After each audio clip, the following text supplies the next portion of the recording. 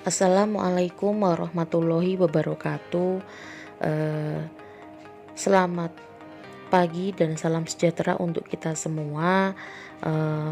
Di sini saya perwakilan dari kelompok 3 ingin mempresentasikan sedikit hasil diskusi dari kami, yaitu mengenai tugas farmakoterapi terapan yang berjudul penyakit paru obstruktif kronis atau disingkat PPOK. Sebelumnya, saya akan memperkenalkan anggota dari kelompok 3. Yang pertama yaitu saya sendiri, ada Pevi Cynthia Devi, kemudian ada Rosada Fionita Satyape, dan yang terakhir adalah Siti Nurfarihah. Di sini ada kasus, yaitu seorang apoteker melakukan visit bersama dokter ke ruang rawat inap untuk memonitor perkembangan terapi seorang pasien PPOK. Laki-laki, usia 45 tahun. Pasien telah menggunakan salbutamol inhaler untuk mengatasi gejala saat terjadi serangan akut. Akan tetapi, pasien juga terlihat mengalami eksaserbasi pasien dengan perburukan gejala pada malam hari. Berdasarkan hal tersebut, dokter meminta apoteker untuk menetapkan rekomendasi terapi yang tepat untuk pasien. Sebelumnya kita harus tahu dulu definisi dari PPOK. PPOK sendiri yaitu suatu penyakit yang dapat dicegah dan diatasi yang dikarakterisir dengan keterbatasan aliran udara yang menetap, yang biasanya bersifat progresif dan terkait dengan adanya respon inflamasi kronis saluran nafas dan paru-paru terhadap gas atau partikel berbahaya. Itu ada di Dipiro 2017 dan Ikawati 2016. Untuk manifestasi klinisnya sendiri ada emfisema dan bronkitis kronis. Kemudian untuk patofisiologi adanya PPOK tersebut diawali dengan adanya pejanan terhadap faktor pencetus. Di sini pejanan tersebut dapat berasal dari partikel noxious atau partikel yang berbahaya, istilahnya racun, polusi udara, kemudian adanya asap yang terhirup melalui udara masuk ke dalam saluran pernapasan. Akibat seringnya kita menghirup paparan atau partikel tersebut, lama-kelamaan akan mengendap di dalam saluran pernapasan dan terakumulasi, sehingga masuk ke dalam partikel yang mengendap tersebut masuk ke dalam lapisan mukus yang melapisi lapisan bronkus, sehingga adanya penghambatan dari aktivitas silia. Si silia ini adalah mengatur pergerakan cairan mukus, sehingga akibat adanya penghambatan di silia, maka batuk kronis yang produktif tersebut akan timbul. Batuk produktif itu merupakan salah satu manifestasi klinik dari adanya CPOD. Selain itu, adanya partikel noxious terhadap yang terhirup bersama udara tadi akan menyebabkan yang namanya stres oksidatif. Adanya stres oksidatif ini akan mengakibatkan terjadinya peroksidase lipid di dalam tubuh, sehingga timbullah kerusakan sel atau menyebabkan kerusakan sel dan muncullah yang namanya inflamasi paru-paru. Akibatnya, sel makrofag alveolar yang ada di dalam paru-paru tersebut akan aktif, sehingga faktor kemotaktik neutrofil melepas atau terlepas. Akibat terlepasnya kemotaktik neutrofil tersebut akan merangsang neutrofil untuk melepas yang namanya protease. Akibat adanya ketidakseimbangan antara protease dan antiprotease akan merusak jaringan ikat parenkim paru. Karena adanya kerusakan di jaringan ikat parenkim paru tersebut akan mengakibatkan kerusakan di dinding alveolar juga, sehingga timbullah yang namanya sesak nafas atau susah bernafas, menghalangi jalannya nafas. Lah, kerusakan dinding alveolar inilah yang disebut dengan emfisema. Emfisema itu merupakan manifestasi klinik yang tadi disebutkan ada bronkitis kronis dan emfisema, begitu.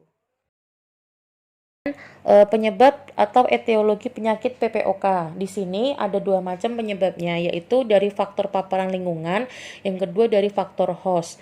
Untuk faktor paparan lingkungan sendiri di sini yaitu misalnya merokok atau asap rokok. Kemudian ada jenis pekerjaan, semisal kita ada di industri tekstil. Itu ada bahan-bahan kimia yang mungkin bisa terhirup oleh kita. Kemudian ada polusi udara seperti debu, kemudian terjadinya infeksi. Untuk faktor host sendiri di sini ada usia, kemudian ada jenis kelamin, adanya gangguan fungsi paru yang sudah terjadi, kemudian ada predisposisi genetik. Untuk gejala awalnya di sini adalah dapat dijelaskan sebagai berikut. Smoker's cough atau biasanya hanya diawali sepanjang pagi yang dingin, kemudian berkembang menjadi sepanjang tahun. Kemudian ada sputum, biasanya banyak dan lengket atau mukoid, berwarna kuning, hijau atau kekuningan bila terjadi infeksi. Terus dyspnea, terjadi kesulitan ekspirasi pada pernafasan. Di sini terdapat perbedaan antara penyakit asma dan PPOK. Bisa dilihat itu di indikator ada onset usia. Di sini CPOD-nya umumnya pada usia lebih dari 40 tahun, sedangkan asma itu diawali dengan masa kanak-kanak, tapi biasanya bisa terjadi pada segala usia. Kemudian pola gejala. Jika CPOD, gejala bersifat kronis dan terus-menerus terutama selama beraktivitas, kadang membaik, kadang memburuk. Sedangkan untuk asma sendiri, gejalanya bervariasi dari waktu ke waktu, kadang membatasi aktivitas, sering terpicu oleh olahraga, emosi, dan paparan alergen. Untuk fungsi parunya sendiri, di sini ada indikatornya, yaitu untuk CPOPD-nya FEV1 mungkin membaik setelah terapi. Terapi V1 atau FVC tetap kurang dari 0,7 setelah bronchodilatasi. Untuk asmanya sendiri bervariasi dengan reversibilitas setelah bronchodilatasi, hipersensitif saluran nafas.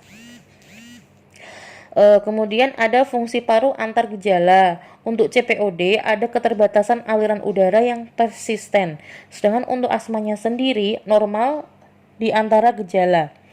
Mengenai riwayat penyakit atau keluarga, di sini CPOD-nya itu ada riwayat paparan gas berbahaya seperti merokok, polusi udara, kemudian gas hasil pembakaran lainnya. Untuk yang asma, umumnya memiliki riwayat alergi atau asma saat anak-anak atau riwayat asma keluarga. Untuk lamanya penyakit di sini untuk CPOD-nya terjadi perburukan fungsi paru secara progresif perlahan-lahan walaupun dengan pengobatan. Untuk asmanya sering membaik secara spontan atau pengobatan, tapi bisa juga menyebabkan keterbatasan aliran udara yang menetap. Kemudian itu ada serangan akutnya. Serangan akut bisa terjadi tetapi bisa membaik dengan terapi. Jika ada komorbiditas akan memperburuk penyakit. Untuk asmanya sendiri, serangan akut bisa terjadi tetapi resiko serangan bisa dikurangi dengan terapi. Untuk jenis inflamasi di CPOD sendiri itu sputum mengandung neutrofil. Di saluran nafas ada limfosit, mungkin bisa mengalami inflamasi sistemik. Untuk asmanya sendiri, inflamasi eosinofil dan atau neutrofil.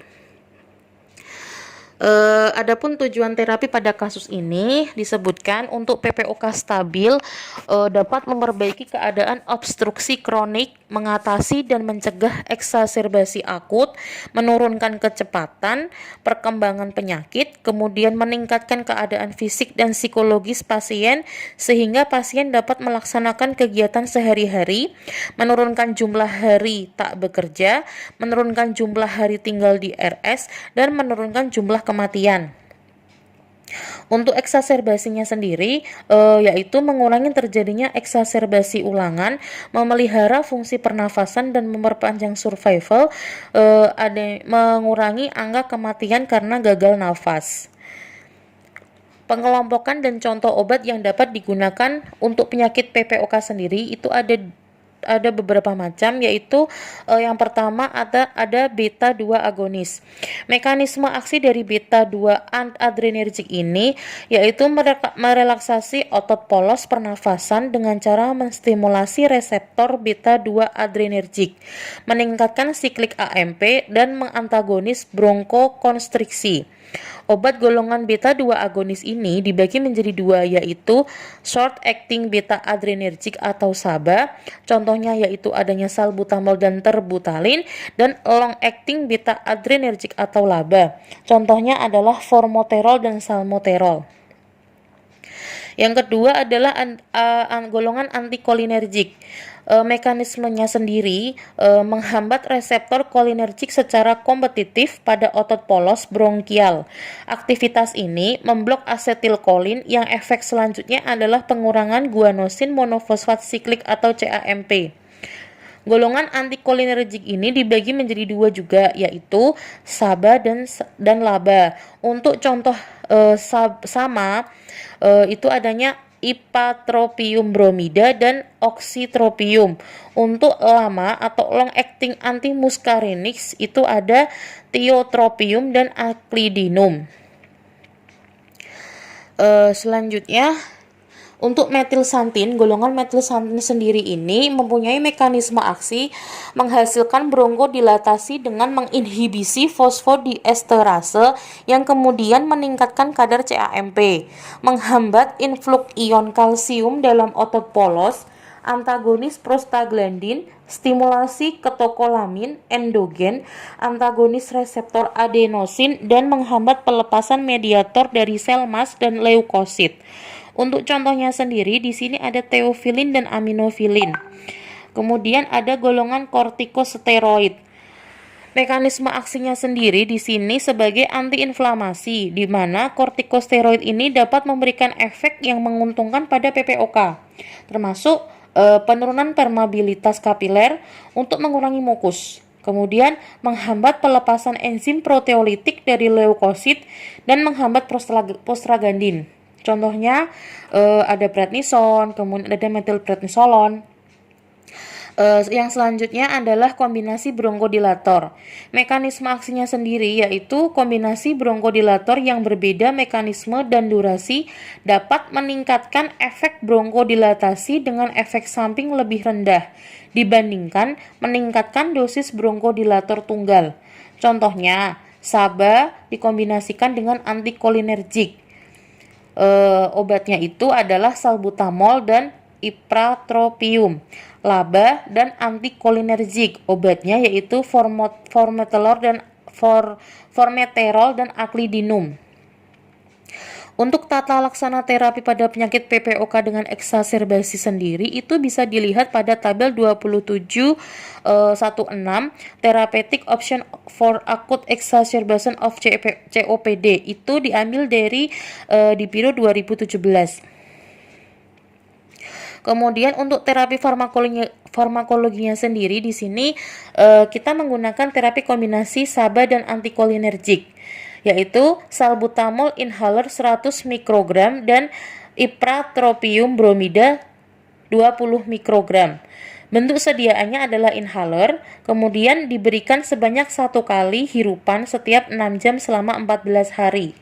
Kombinasi salbutamol inhaler dan ipratropium bromid ini tersedia pada merek dagang yaitu yang bernama Combifen. Untuk gambarnya bisa dilihat di situ. Kemasannya termasuk golongan obat keras. Untuk terapi non-farmakologinya di sini adalah terapi oksigenasi. Yang pertama itu adanya mengurangi paparan asap, rokok, debu, dan polusi udara. Kemudian sebisa mungkin untuk berhenti merokok, karena rokok itu sangat berbahaya atau pencetus utama bagi pasien PPOK. Kemudian untuk informasi obat mengenai tata cara pemberian obat kepada perawat bisa dilihat di videonya. Saya minta tolong, nanti serahkan obat ini kepada pasien atas nama Bapak Lukman, usianya 45 tahun, penderita penyakit PPOK di ruangan Melati nomor 1 ya, Sus? Iya Mbak, nanti saya antarkan. Oh, baik. untuk obat Bapak Lukman ini bentuknya inhaler. Jadi nanti dipakai 1 kali hirupan setiap 6 jam. Pada jam 6 pagi, kemudian jam 12 siang, jam 6 sore, dan jam 12 malam. Apakah suster sudah mengetahui cara penggunaannya? Aduh Mbak, saya agak lupa. Mohon untuk dijelaskan kembali ya. Baik, saya jelaskan kembali ya, Sus. Yang pertama, nanti inhalernya itu dikocok terlebih dahulu 3-4 kali dengan gerakan atas dan bawah. Kemudian setelah itu nanti dibuka ujung inhalernya. Kemudian pasien disuruh untuk menarik dan menghembuskan nafas secara perlahan. Setelah itu nanti ujung inhaler dimasukkan ke dalam mulut di antara gigi, tapi jangan sampai tergigit. Setelah itu, setelah dimasukkan, nanti ditutup bagian ujung menggunakan bibir, jangan sampai ada celah. Setelah itu, tekan bagian atas 1 kali saja. Kemudian setelah ditekan 1 kali, kemudian nanti sambil pasiennya itu menghirup udara dari mulut seperti itu. Kemudian setelah itu nanti keluarkan ujung inhaler dari mulut, kemudian tutup mulut terlebih dahulu, tahan nafas selama 10 detik. Setelah itu nanti pasien disuruh untuk berkumur terlebih dahulu, berkumur setelah itu menggunakan air. Setelah berkumur nanti ujung dari inhalernya itu nanti dicuci menggunakan air hangat. Jangan dilap ya, terus nanti biarkan mengering saja. Nah, nanti untuk penggunaan dosis yang kedua juga nanti cara penggunaannya sama, tetapi nanti dijeda dulu selama 1 menit. Seperti itu ya, nanti prosedurnya sama seperti yang tadi saya jelaskan. Jadi seperti itu, apakah sudah paham? Sudah paham Mbak?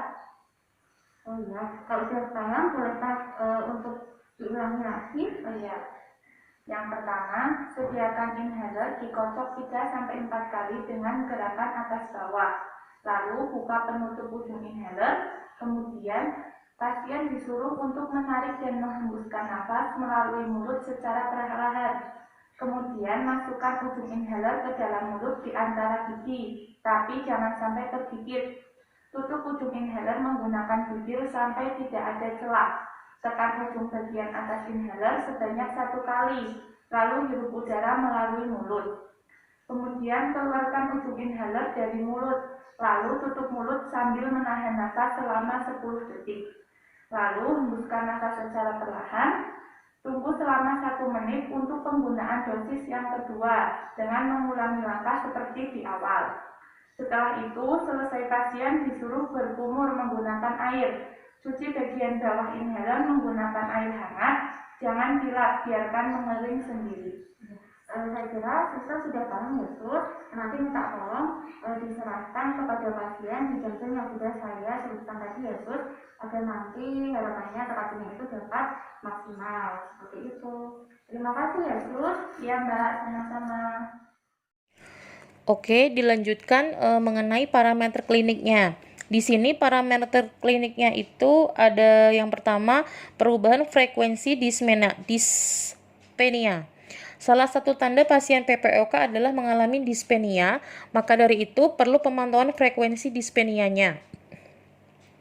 Pada pasien PPOK juga diharapkan setelah terapi farmakologi itu frekuensi dyspneanya pasien harusnya berkurang dan jarang terjadi. Kemudian yang kedua adalah volume dahaknya. Biasanya pasien PPOK itu kan akan mengalami batuk, jadi volume dahaknya pun harus dipantau. Kemudian adanya purulum sputum di awal dan di seluruh eksaserbasi. Biasanya pasien PPOK itu dengan eksaserbasi akut biasanya memiliki sputum berwarna keruh, dan apabila sampai berwarna kuning kehijauan berarti terjadinya infeksi. Selanjutnya ada parameter laboratorium.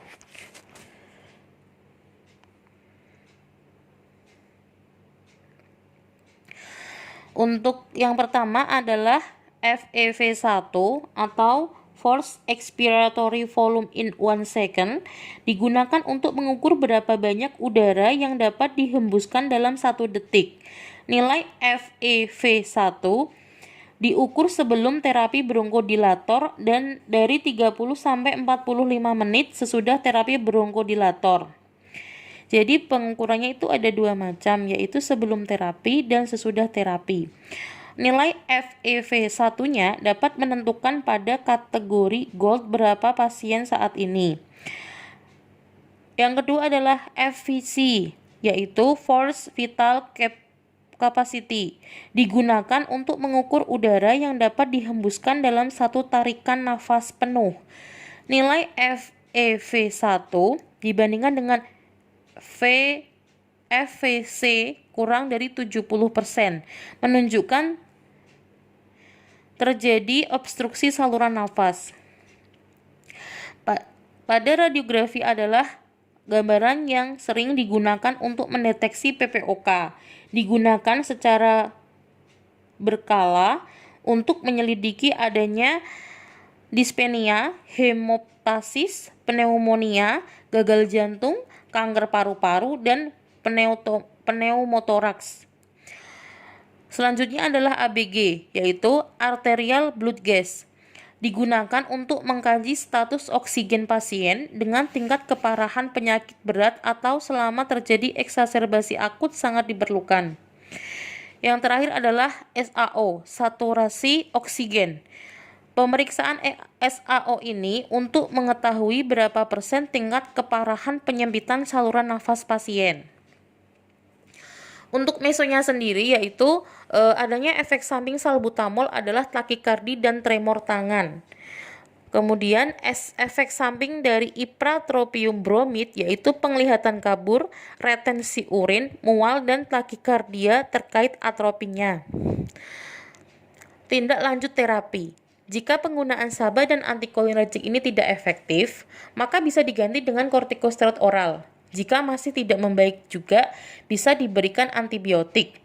Jika tidak membaik, maka diberikan NIV atau non-invasive mechanical ventilation. Untuk daftar pustakanya sendiri, di sini kita ada beberapa daftar pustaka. Yang pertama adalah di Biro JNJ 2017, kemudian ada IKAWATI 2016, dan yang terakhir adalah Perhimpunan Dokter Paru Indonesia 2003.